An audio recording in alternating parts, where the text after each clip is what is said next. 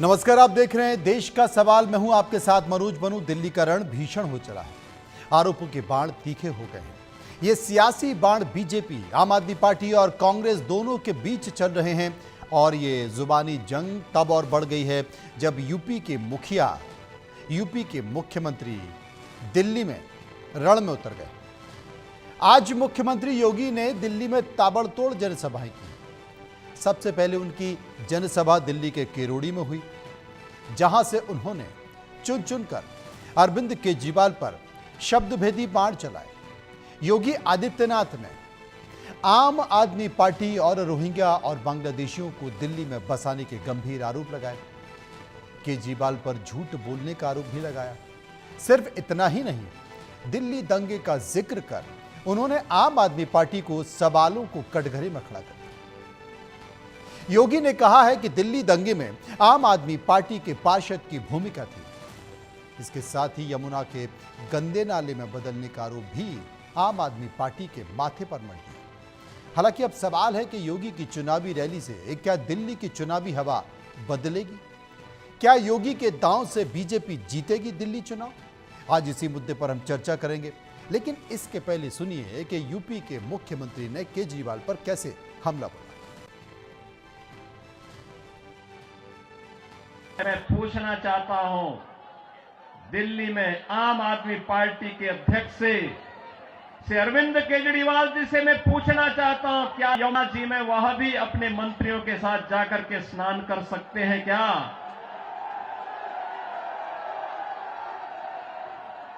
अगर उनमें नैतिक साहस है तो उनको इसका जवाब देना चाहिए। यमुना मैया को एक गंदे नाले के रूप में बदलने का अपराध क्या उन्होंने किया है कि नहीं किया है?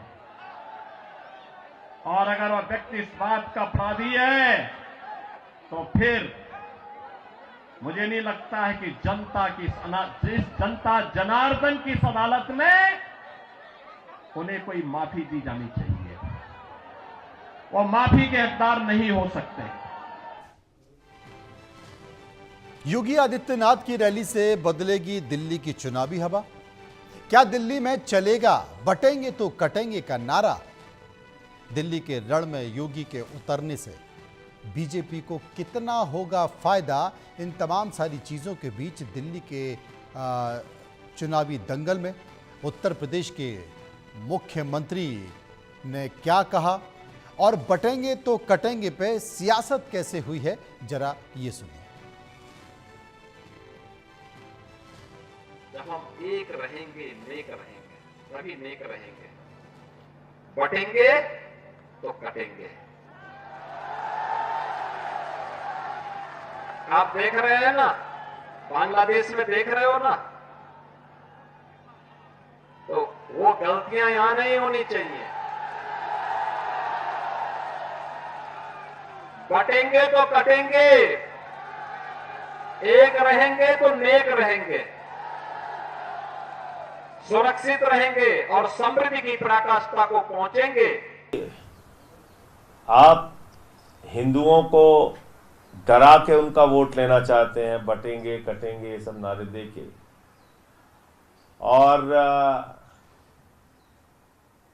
झारखंड में तो बीजेपी नहीं जीती, तो वहां सब कट रहे हैं, तबाह हो गए सारे लोग।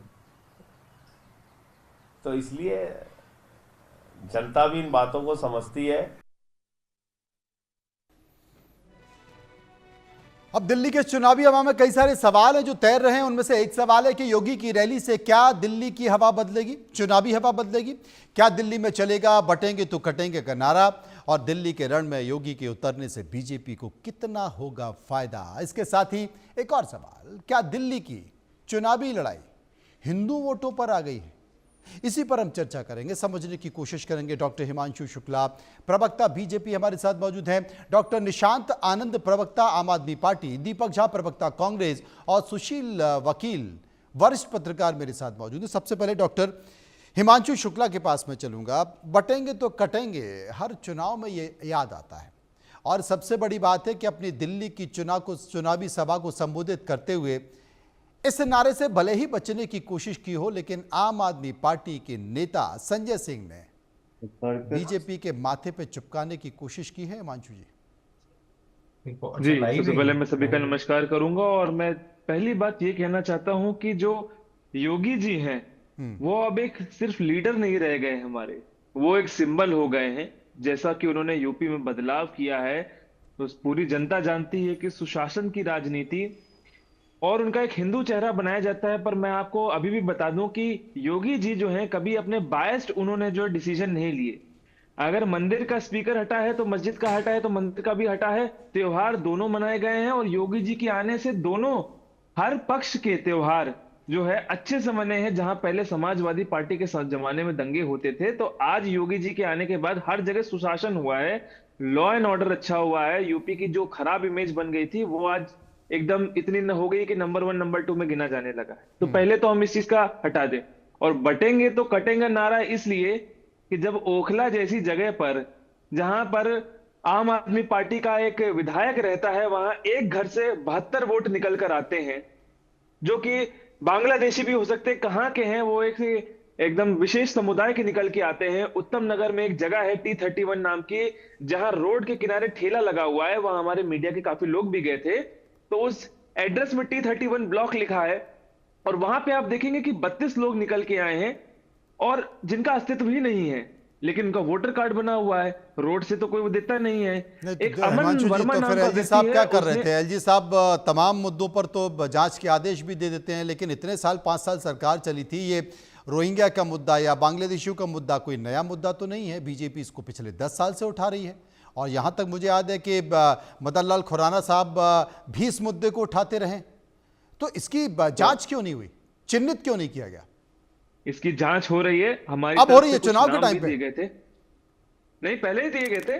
तकरीबन 2 महीने पहले जब पूरा वोटर लिस्ट की जांच पड़ताल हुई थी तो 7,900 नाम दिए गए थे कि ये फर्जी वोटर लिस्ट की तरफ से आए हैं। 2016 में देश के गृह मंत्री अमित शाह ने कहा था संसद में कि इस देश में 40,000 अवैध बांग्लादेशी रह रहे हैं। कोशिश हुई तो ढूंढने की। उनको, है नहीं, बिल्कुल बिल्कुल ठीक बात है आपकी, लेकिन हम हर जगह से देखिए, हमारे प्रयास तो हर तरफ से ही हैं। हमें जहां भी ऐसा लिखता है कि फर्जी वोटर आ रहे हैं, कहीं भी कोई दिक्कत आती है तो हम तो एक्शन लेते हैं। आसाम में एक्शन लिया जा रहा है, बहुत जगह एक्शन लिया जा रहा है। जहां हमारी सरकार है, यूपी में एक्शन लिया जा रहा है, उत्तराखंड में एक्शन लिया जा रहा है, जहां लिया जा रहा है। पर क्या दिल्ली में जहांगीरपुरी में जब 5 एकड़ लैंड दी गई है, वहां के लोगों को फ्री बिजली, हमारे और आपके पैसे का टैक्स जो जाता है, वो दिल्ली सरकार जो है 5 एकड़ लैंड रोहिंग्या को क्यों दिया है? वहां बिजली क्यों फ्री है, पानी क्यों फ्री है, सोलर पैनल कैसे लगे हैं? वहां के लोगों को आम आदमी पार्टी के लोग बोल के जाते हैं कि मीडिया वाले आएंगे तो उनसे बात नहीं करनी, उनके जवाब नहीं देनी है। इसको कैसे हटाया जाएगा? हम बोलते हैं एनआरसी का नारा लेके आओ, एनआरसी का मुद्दा लेके आओ, तो पूरी इंडी गठबंधन आके बैठ जाता है पार्लियामेंट में। कौन फंडिंग करता है जो ये एनआरसी के मुद्दे पे लोग अगर सुशील इकट्ठा हो वकील इस जाते वक्त हैं? हमारे साथ मौजूद हैं, वरिष्ठ पत्रकार हैं। सुशील साहब, दिल्ली के चुनाव को देखकर आप क्या कहते हैं? क्योंकि आज योगी आदित्यनाथ ने कई मुद्दे उठाए।